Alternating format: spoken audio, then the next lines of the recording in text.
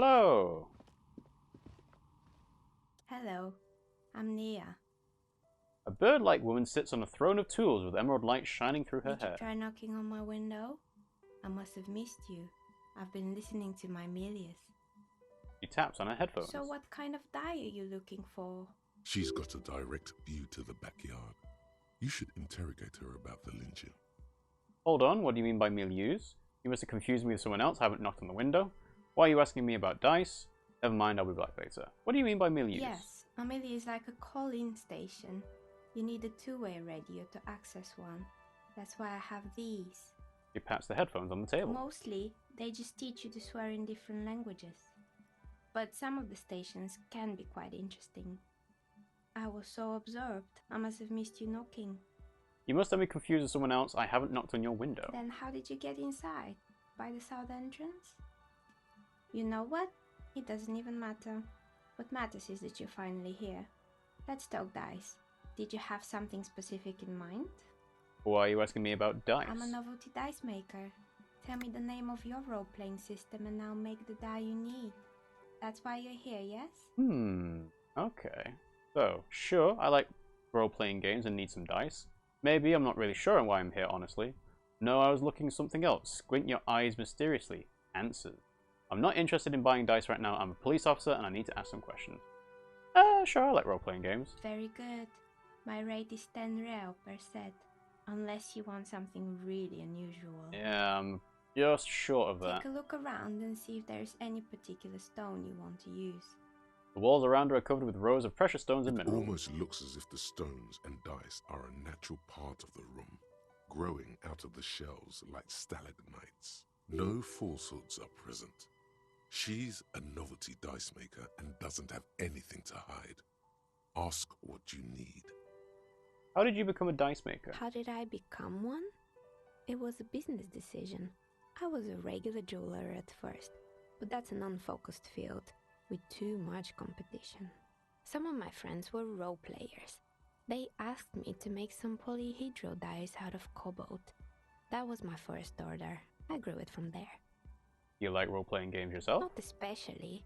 I like working with rare materials and a steady pay. And role players as customers? They're nice people.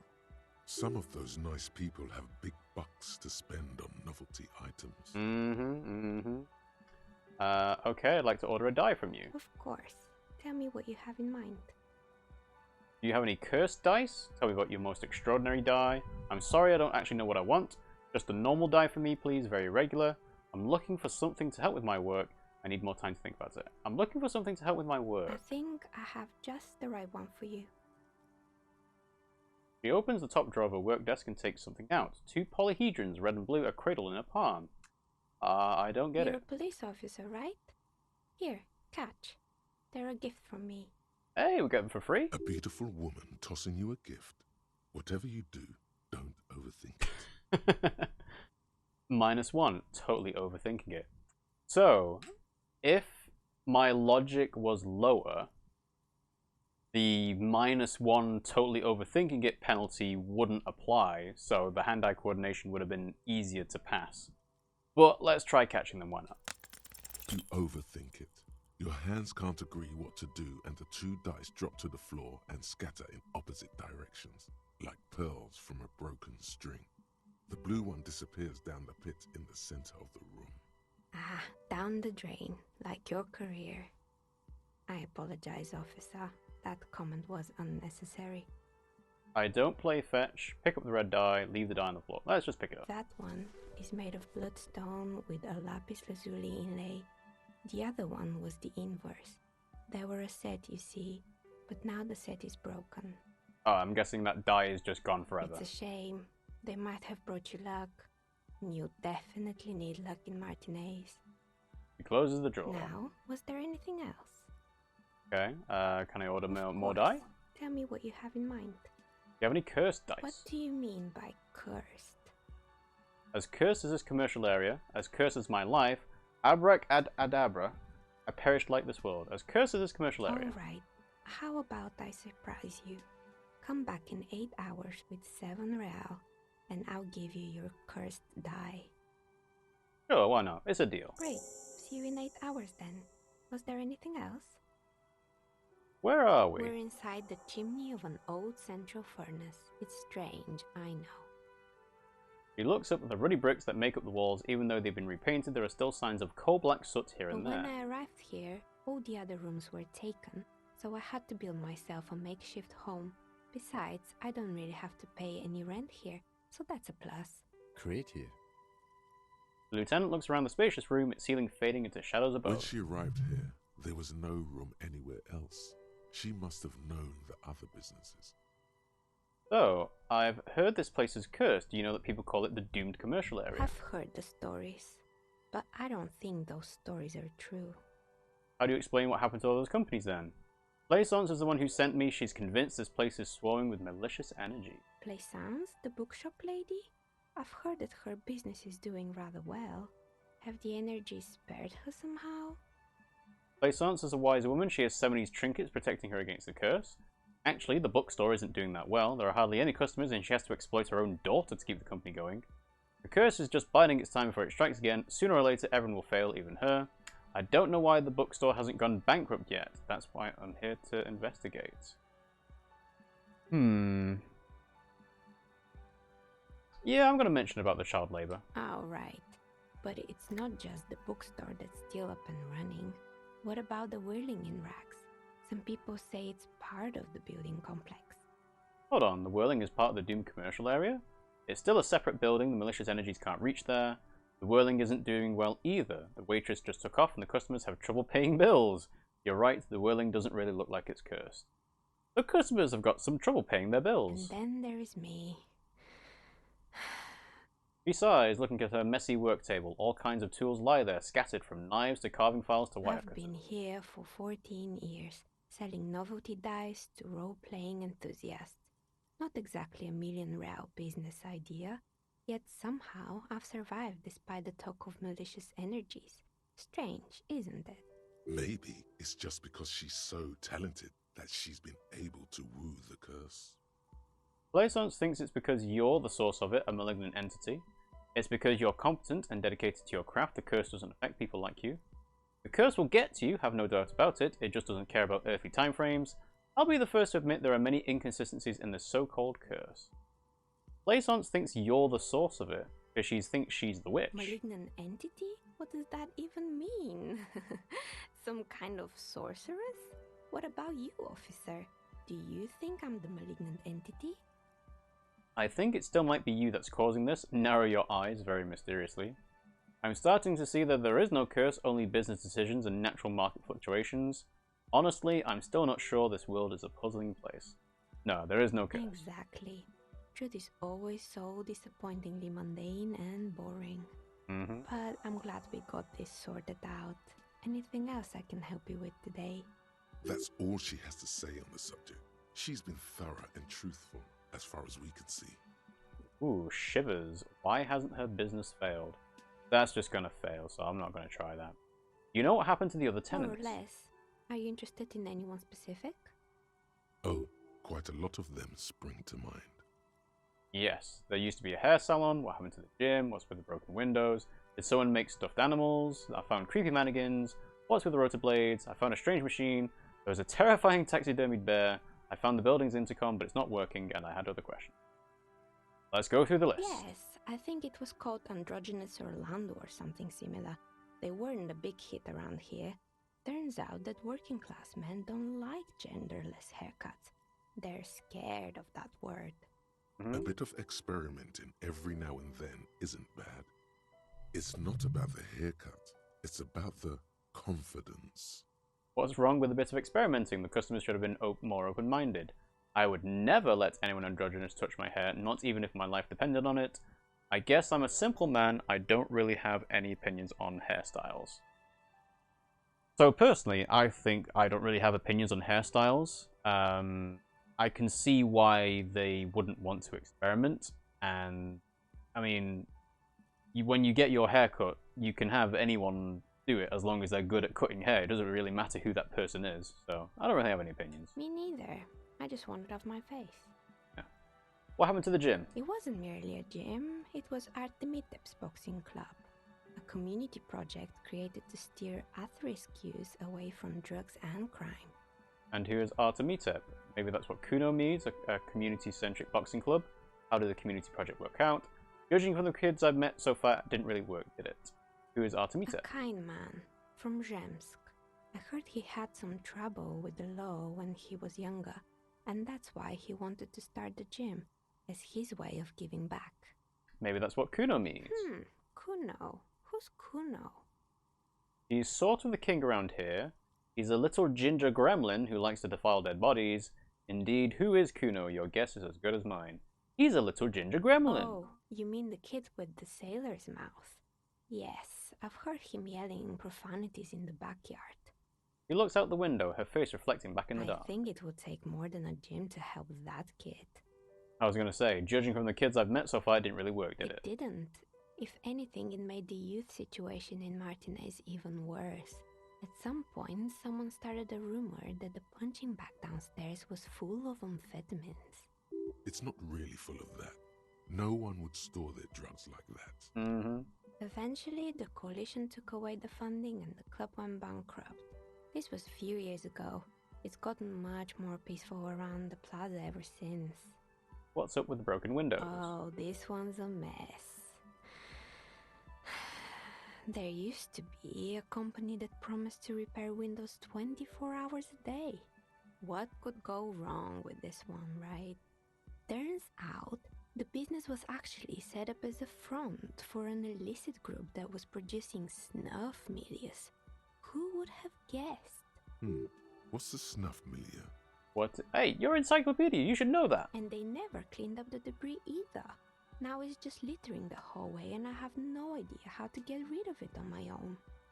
Cool, very cool about the debris, but what's a snuff milieu? It's a sub-Rosa radio station that broadcasts real murders with real victims. Some people pay good money to get off on it. So there's a chance that the murder of the hanged man actually was recorded on the radio station. Nothing changes in her tone as she says that, as if it's just another piece of information to lay out for the world. Don't worry, the ICP has a separate division that deals exclusively with unlicensed sub-roses. This isn't our problem. No, but it could be related. Good luck with that. It's not easy catching those perpetrators. Then she lets the thought go. So, did someone make stuffed animals? You mean Mr. Fabron, the taxidermist? No, he mostly just did drugs. Anything else? Oh, okay, fair enough. I found creepy mannequins. There used to be a fashion atelier here, but I have forgotten the head designer's name. They were doing well for a couple of years, until the insect rights activists came. Insect rights activists? What in the name of? Or I didn't know insects had any rights. Or activists. Oh, what in the name of? The atelier produced a certain collection that used chitin among the materials. Apparently chitin is made in the Occident, where it's extracted from beetle wings. And you know how all kinds of political movements are big in the Occident.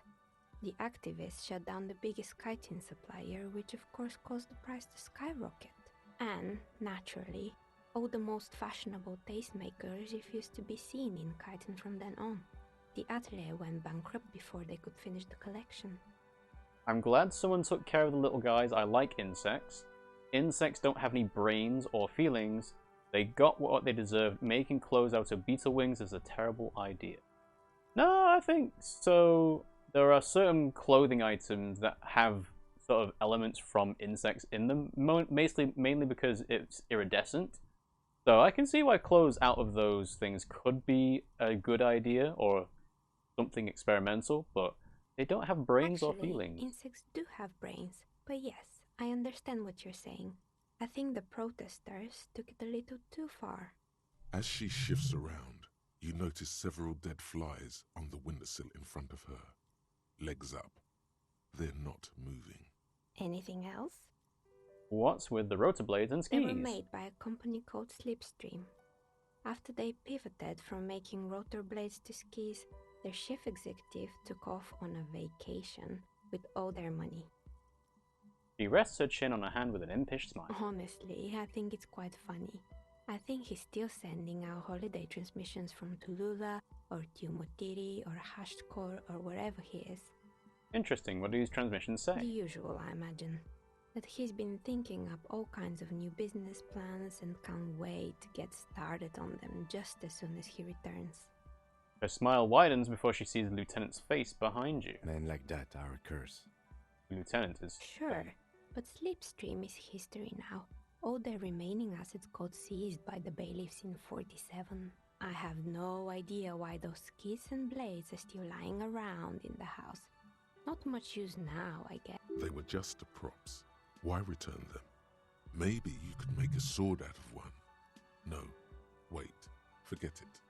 It would take too long. I like the idea that it could be possible. I'm just too lazy. I found a strange machine. Fortress Accident, the radio game studio. She closes her eyes as some remnant of a memory lights up her They face. were an interesting bunch. We talked about role-playing systems every now and then. Once, I even saw two of them get into fisticuffs over Wirral. They certainly took their work very seriously, even if they seemed to be chronically liberal with their schedules. What do you mean liberal? What happened? The usual. They ran out of money and couldn't get the project done on time. What went wrong? Well, I did hear them talking at times. She looks at the hallway as if she can still hear them chit-chat behind her curtains on a cigarette break. They seemed to believe they were historical individuals on some grand quest. She sounds almost mocking when she says that. They're LARPers. From what I've seen so far, the project did look quite impressive. Really, they must have been a gigantic ego That's trip. what I thought. Because when the money started to run out, they just began to complain a lot about capitalism. You know, how the markets are rigged to keep up new businesses and so on. In the end, they just didn't get it done. They didn't have enough willpower to produce something truly historic, and to show up to work on time. Well, showing up to work on time is incredibly hard. That's too bad. I would have supported them. The project looked great. You're right, they should have just tried harder. They had everything needed to succeed. No, showing up to work on time is incredibly hard. I have to keep doing it day after day after day. And so is producing something extraordinary.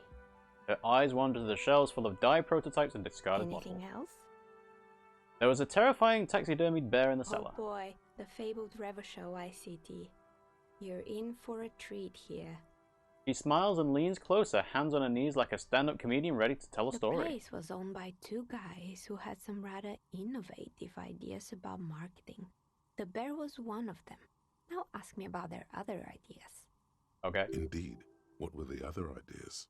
Alright, what about the other ideas? There was really just one. And it involved picking out the prettiest girls in the neighborhood and paying them 20 cents per hour to man the booth. And by man the booth, I mean slump behind the counter with a face that could maim you if you ever dared to disturb their bored magazine browsing. He leans back, disapproving of the woman in the Freet warehouse. Fritta does the same thing. Yeah, I know a girl just like that. She works in Freet as a cashier and she's not particularly friendly. What did they expect? 20 cents per hour is dog's pay. I'm surprised they show up to work at all. That's an award-winning idea. How else do you choose people around you? I don't have an opinion on employing teens. I just want to know, did it work out for the business? I know a girl just like that. Employing silky teenage girls is a widespread practice, yes. Unfortunately, they always come in packs. I'm talking about acne-ridden girlfriends and gorilla-like boyfriends loitering near the shop. At least that's what happened with Revachol ICT. And they already had the bear. What about the bear? The bear. She repeats, pressing thumbs into her temples like trying to suppress a headache. Didn't work out. Of course not. The bear was terrifying. No one wants ice cream guarded by a hostile apex predator. To make matters worse, the fridge didn't work too well either, and half the ice cream came out malformed and partially melted. Eventually, Revachol ICT lost the price war to its rival, Class A 5000. Class A 5000 sold caramel sundaes for only 5 cents a piece, out of regular fridges. Nods solemnly. It's the market doing its job. I'm sure the bear was doing its very best. The bear was scary. Every time I saw the bear, I felt scared, like it could have come alive any moment now. And I killed the bear. I unplugged it. I killed the bear. You did what? She rolls her swivel chair an inch closer to you, unsure whether she heard you right. I had to kill the bear to become the bear. I murdered it with my own bare hands. I laid it to rest. It's my trophy now. I unplugged the fridge to help Revachol ICT cut their losses. Ugh, Of course they left it plugged in. Even in death, the bear is costing them money. The taxidermist who made it said it was his vision beast. He said he met his vision beast while high on desiccants. He called it Megatherion. That's a cool name. Sounds cool. Megatherion, what's a vision beast? Very cool, I don't want to hear about bears, let's move on. Megatherion? Megatherion, a mega wild beast. What's a mega wild beast? It's an imaginary beast that guides you through life by telling you to do more drugs, mostly. I don't do drugs, I do drugs, I've got a vision beast myself. I don't have a comment on drugs. My character clearly does drugs. Do you? Well, good luck keeping it under control. Anyway, now you know the story of the fallen ice cream empire. He seems almost sad finishing the story. Anything else? Another failed business, perhaps? Yeah. I've been here I've for a long found the time. building's intercom. Oh, right. I hope you didn't try to ring me. I think none of those doorbells work, including mine. I'm still in the middle of connecting the wires. Sorry about the confusion. The doorbell with the empty name card must belong to her then. So you're telling me that the doorbell with the empty name card was yours? I was wondering about the Willing and Rads. Is it part of the same building complex? I saw East Delta Pinball. A strange thing happened when I tried calling company named Slipstream SEA. Someone answered. Empty name card. That's right. I haven't even written my name there. As I said, it's quite useless right now. It doesn't work yet. So, Willing and Rags. You could say so. Both houses were built at the same time and under the East Delta Commerce Center project. That explains why you can call the whirling from the intercom, albeit I doubt that anyone responds. Yeah, because why would you? If the whirling is part of the same building, then it's part of the Dune commercial area. The darkness of this place is there, too. I saw a name, East Delta Right. Pinball. It used to be a gaming arcade. This is an ancient failure, before my time. I'm not surprised, however. My advice, don't base your business on a fad. Hypnotism, floriography, trick track, especially pinball. Do people consider pinball to be a fad? I mean, it's lasted quite a long time. I mean, it's not the most popular thing, but I still think there are pinball machines out there. Agreed. Pinball is the worst. Wow, he hates pinball too? Something weird happened with Slipstream. It can't be true. They don't work here anymore. They've been gone for years. Are you sure it was Slipstream SEA? Was it a woman? Maybe it was Plaisance from the bookstore. He said she was from Tricentennial Electric. Tricentennial Electrics? There's a moment before she recognizes the name. It used to be a major electric company 100 years ago. Are you sure it wasn't just some kids playing a prank on you? I'm pretty sure. It was too real to be just a prank. Either we're dealing with a professional actress, or whatever happened, keep your cool. It's probably better to admit that it was a harmless prank. You're right, I probably just got made fun of. It was something else, something eerie, narrow your eyes. It may have been some sort of rare electrical anomaly. Keep your cool. Right, because this is a composure check that I successfully passed, I'm going to listen to my composure. Say, yes, I probably just got made fun of. Oh, the kids these days. We were just one of them, and now they're terrorizing us. No solidarity. Actually, the mystery might be recording. I called again later and got exactly the same message. Why would Slipstream SEA have a 100-year-old recording as their doorbell message? Doesn't make any sense. I'm still convinced it was nothing more than some elaborate prank. My money is Okay. on electrical anomaly. I've heard of these, especially in an old building like this. Alright, got a few more questions. Sure, I'm listening. I have more questions about the intercom. pretty sure it still I've doesn't done that. work. Sure, I'm listening. For the Good. questions, I hope it clarified things a bit. this is What? to talk I'm about this listening. again. Yep. So we Good. can go I back hope it to... clarified things a bit. What do you know What about the man else? who was lynched? Nothing really. I didn't know him. But did you see The anything? lieutenant looks at his notebook, then the woman under the large window. Your window looks directly onto the courtyard. You're saying you didn't see or hear anything unusual last Sunday evening? I'm sorry, detective, but as you know, I usually have my headphones on when I'm working. It shuts out most of the daily ruckus behind my window. What do you mean by daily ruckus? Well, There's always something going on in the Whirling's backyard. He stops to try and come up with an example. During daytime, there are usually those kids. And lately, I've been seeing a lot of drunk workers hanging about. Must be because of the strike. She's heard of the murder, but did not see it, sire. So we know she's not lying. But I never saw anyone during that fateful Sunday night, I'm afraid. You never took your eyes off the work to look out the window. I might have, but in this case, all I would have seen is my own reflection staring back from the darkness. It's light here, but dark in the yard at night. It's really hard to make anything out in the yard when it's dark outside. Besides, I rarely get up to look out the window when I'm in the zone. Do you often work Sunday nights? It's an odd profession, making dice for people. But I like it, and I prefer doing this to sitting at home. I see. Thank you for your answers. She nods. Anything else, officer? We will leave the shivers check for now. Okay, so we got quite a few things out of that. So first of all, let's go ahead and look at the items. So we got the postcard La Delta 51. The sunlight has made this postcard almost completely sepia-toned. Midtown traffic passes. Overhead, the ghosts of skyscrapers disappear into a beige midday mist, vapor rising from the delta on which the district was built. Postcard is prepaid.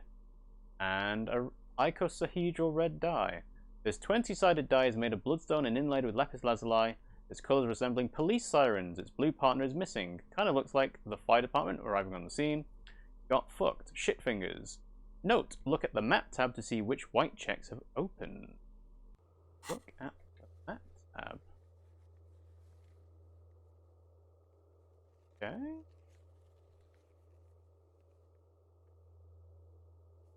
Why is it telling me to look at the map tab?